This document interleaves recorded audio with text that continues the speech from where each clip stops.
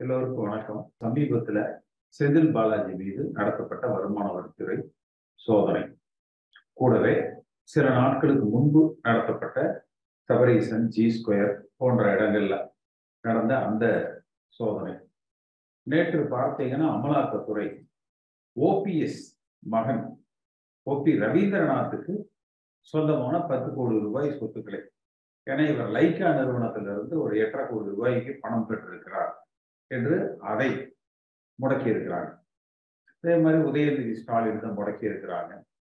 செந்தில் பாலாஜி இது பார்த்தீங்கன்னா ஒரு மிகப்பெரிய அளவுல, இதை நான் முன்பே சொன்னேன், அதாவது லஞ்சம் கொடுத்து வேலை வாய்ப்புக்கு முயற்சி செய்தோம் என்று லஞ்சம் கொடுத்தவர்களும், ஆமா அவர்களிடத்துல நான் லஞ்சம் பெற்றுக்கொண்டு அவர்களுக்கு வேலை வாய்ப்பு வழங்க முயற்சித்தேன் என்று செந்தில் பாலாஜி அவர்களும் சென்னை உயர்நீதிமன்றத்திலேயே அஃபிடவிட் தாக்கல் செய்து அந்த வழக்கை முடித்துக் கொண்டார்கள். ஆனால் அது உச்ச நீதிமன்றத்துக்கு மேல் முறையீடு செல்லுகிற பொழுது, சென்னை உயர்நீதிமன்றத்தில் அது முடித்து வைக்கப்பட்ட பொழுதே நான் சொன்னேன், இது நிற்காது, உச்ச நீதிமன்றத்துக்கு யாரேனும் செல்லுகிற பொழுது இவர் போட்டு தாக்கல் செய்திருக்கிற அந்த அஃபிடவிட் இவருக்கு எதிராக இருக்கும் என்று. அப்ப அத நீங்க 2 பேருக்கு நடுவுல இடையில இருக்கக்கூடிய பண வரவு செலவு, அதனால சென்னை உயர்நீதிமன்றத்தில் முடித்துக் கொள்ளலாம் என்று இவர்கள் தாக்கல் செய்த மனுக்களே லஞ்ச ஒழிப்பு, பிரிவென்ஷன் ஆஃப் கரப்ஷன், அந்த குற்றச்சாட்டுகள்ல ஊழல் குற்றச்சாட்டாக ஊழல் ஒழிப்பு தடுப்பு சட்டத்துல பதிவு செய்து விசாரிக்கப்பட வேண்டும். அமலாக்கத்துறை அதை முழுமையாக விசாரித்து 2 மாதத்திற்குள் குற்றப்பத்திரிகை தாக்கல் செய்ய வேண்டும். சென்னையில் இருக்கிற சிட்டி கிரைம் பிரான்ச் சிசிபி அவர்களும் 2 மாதத்துக்குள்ள சார்ஜ் ஷீட் ஃபைல் பண்ணணும். இதெல்லாம் உச்ச நீதிமன்றத்தினுடைய உத்தரவு. அப்ப இன்றைக்கு அந்த உத்தரவு 2 வாரங்கள் ஆயிடுச்சு. இனி ஒரு 6 வாரங்கள் தான் இருக்கு. இந்த இடைப்பட்ட காலத்துல செந்தில் பாலாஜி மீது வருமான வரித்துறை, இந்த வருமான வரித்துறைங்கிறது எங்கெங்க பணம் மூவ்மெண்ட்ஸ் நடந்திருக்கிறது என்று இது ஒரு மேம்போக்கானதான். ஆனா என்னதான் அரசியல் அழுத்தங்கள் இருந்தாலும் கூட அந்த அதிகாரிகள் சற்று நீக்கு போக்காகத்தான் நடத்துவாங்க. ஆனா செந்தில் பாலாஜியும் அவரை சார்ந்தவர்களும் அந்த அதிகாரிகளை நடத்திய விதத்துல அரசியல் ரீதியாக நாளை ஏதேனும் செந்தில் பாலாஜிக்கு ஆதரவு கிடைத்தால் கூட, ஆனால் இந்த அதிகாரிகள் அதை விட மாட்டார்கள் என்கிற அளவுக்கு மிக மோசமான ஒரு நடைமுறையை இவர் செய்திருக்கிறார். ஆனா இதுல துரதிருஷ்டவசமான விஷயம் என்னன்னா, அதிமுக ஆட்சி காலத்தில் அம்மா அவர்களோடு அமைச்சராக இருந்த பொழுது இவர் லஞ்சம் பெற்றிருக்கிறார் என்கிற வழக்கை அம்மாவின் ஆட்சி என்று சொல்லிக் கொள்ளுகிற எடப்பாடி பழனிசாமி தான் இந்த வழக்குக்கு குற்றப்பத்திரிகை தாக்கல் செய்தார். ஏன்னா அது திமுக அந்த வழக்கை பதிவு பண்ணலாம். அந்த வழக்கை பதிவு செய்தது, குற்றச்சாட்டு சார்ஜ் ஷீட் ஃபைல் பண்ணது எல்லாமே அம்மா காலத்துல செந்தில் பாலாஜி போக்குவரத்து துறை அமைச்சராக இருந்த பொழுது அம்மாவின் அரசாங்கத்துல நடந்த ஊழல் என்று சொல்லி, அம்மாவின் அரசை நான் அமைக்கிறேன் என்று சொல்லுகிற எடப்பாடி பழனிசாமி அவர்களால் செய்யப்பட்டது. நிச்சயமா இந்த கடந்த ஒரு 1.5 மாதங்கள் 2 மாதங்களா பார்த்தீங்கன்னா திமுக அரசு மிக வேகமாக அதீத கெட்ட பெயரை அவர்கள் பெற்றுக்கொண்டிருக்கிறார்கள். இதை நம்ம தான் முதல்ல சொன்னோம். நம்ம அந்த ஜூம் நிகழ்ச்சியில தான் மிக குறைந்த காலத்தில் அதிக கெட்ட பெயர் வாங்கிய அரசாங்கமாக இந்த அரசாங்கம் திகழ்ந்து கொண்டிருக்கிறது. இதை நம்முடைய நிகழ்ச்சியில தான் நம்ம முதல்ல இதை சுட்டி காமிச்சோம். அந்த அளவுக்கு இன்றைக்கு மக்கள் மத்தியில கெட்ட பெயரோடு அவர்கள் இருக்கிறாங்க. ஆனா இதுல அதிமுக தன்னை சுதாரித்துக் கொண்டு பிஜேபியும் இல்லாம திமுகவை எதிர்த்து வெல்லுகிற வாய்ப்பு இருக்கு.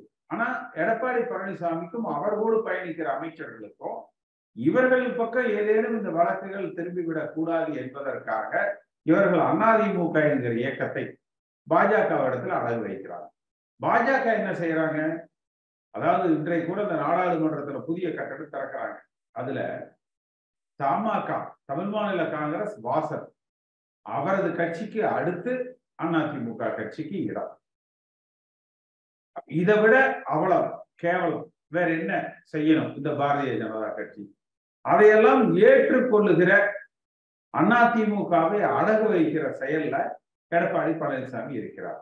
ஆனால் திமுகவுக்கு இருக்கிற கெட்ட பெயர்ல அதிமுக ஒருங்கிணைக்கப்பட்டு ஒன்றுபட்ட அதிமுகவாக பாஜகவையும் எதிர்த்து திமுகவையும் எதிர்த்து களம் காணுகிற அதிமுகவாக நாம் தேர்தலை சந்தித்தால் வெற்றி வாய்ப்புகள் மிக பிரகாசமாக இருக்குது. ஆட்சி அமைக்கிற வலு இருக்கும். 40 நாடாளுமன்ற தேர்தலை நம்ம வெற்றி பெறலாம். இன்னைக்கு திமுகவுக்கு இருக்கிற மிகப்பெரிய பலமே அதிமுக பிரிந்து கிடப்பதும் பாஜகவுக்கு அடிமையாக இருப்பதுமாக. பாஜக விட்டு வெளியில வந்து ஒன்றுபட்ட அதிமுகனா நிச்சயமாக அதிமுக 40ஐயும் வென்றெடுக்கும். இந்த பலகீனத்துல தான் திமுக இன்றைக்கு தன்னுடைய அரசாங்கத்தை நடத்தி கொண்டிருக்கிறார்கள். இதையெல்லாம் முறியடித்து ஆளுகிற கட்சியாக நாம் அதிமுகவை, வலிமையான அதிமுகவை, ஒன்றுபட்ட அதிமுகவை, சாதி மதத்துக்கு அப்பாற்பட்ட அதிமுகவை, தொண்டர்களால் தேர்ந்தெடுக்கப்படுகிற தலைமையால் வழிநடத்தப்படுகிற ஒரு அதிமுகவை நாம் உருவாக்க வேண்டும். அதை எப்படி நம்ம செய்யலாம்? தமிழ்நாடு முழுக்க இருக்கிற அத்துணை அதிமுக தொண்டர்களையும் ஒருங்கிணைத்து அந்த 1.5 கோடி தொண்டர்களையும் ஒருங்கிணைக்கிற தளமாக, ஒன்றுபட்ட அதிமுகவை உருவாக்குகிற தளமாக நாம் விளங்க வேண்டும். எடப்பாடிக்கு எதிரிகள் எல்லாம் யாரும் கிடையாது. அதிமுகல தலைமை பொறுப்புக்கு யாரெல்லாம் போட்டி போடக்கூடிய வாய்ப்பு இருக்கும், போட்டியாளர்களை பழனிசாமி கூட என்ன பெரிய எதிர் விரோதம் இருக்கு, அதெல்லாம் ஒண்ணு என்ன நினைக்கிறாருன்னா, அதாவது எடப்பாடி பழனிசாமிக்கு எதிராக போட்டி போட்டா அது அதிமுகவுக்கு எதிரானவர்கள் ஒரு சித்தரிப்பு கொடுத்துறாரு. எடப்பாடி பழனிசாமி எதிர்த்து ஒருத்தர் பொதுச் செயலாளருக்கு நான் நிக்கிறேன், தலைமை போட்டி போடுறேன்னு சொன்னா அது அதிமுகவை எதிர்ப்பதற்கு சமம். செந்தில் பாலாஜிக்கு அப்புறமா அவர் பக்கம் ரைடு வந்துடக்கூடாதுன்னு அவருக்கு பயம். எடப்பாடிக்கு அவர் ஓபிஎஸ்க்கு வந்துட்டா பரவாயில்ல, தனக்கு வந்துடக்கூடாதுன்னு 2 பேரும் போட்டி போட்டு போய் பிஜேபிக்கு அடிவரடிகளா அதிமுகவை அடகு வைக்கிறாங்க. நம்ம தனிச்சு நின்னாலே நம்ம இப்ப ஜெயிக்கலாம். ஒன்றுபட்ட கட்சியை ஒற்றுமைப்படுத்தினாலே போதும். நிச்சயமாக எல்லா அதிமுக தொண்டர்களையும் ஒருங்கிணைத்து ஒன்றுபட்ட அதிமுகவை நம்ம உருவாக்குவோம். தொண்டர்களால ஒரு தலைமையை உருவாக்குவோம். சாதி, மதம், லஞ்சம், ஊழல் இதற்கு அப்பாற்பட்ட அதிமுகவை உருவாக்குவோம். என்னுடைய மனப்பூர்வமான நன்றி. இந்த காணொலியை காணும் தமிழ் உள்ளங்களுக்கு ஒரு அன்பான வேண்டுகோள். சேனலை சப்ஸ்கிரைப் பண்ணிட்டீங்களா? பண்ணலனா மறக்காம சப்ஸ்கிரைப் பண்ணுங்க. சப்ஸ்கிரைப் பட்டனையும் பெல் ஐக்கானையும் உடனடியாக கிளிக் பண்ணுங்க. உங்கள் அன்பும் ஆதரவும் என்றைக்கும் எங்களுக்கு தேவை. நன்றி.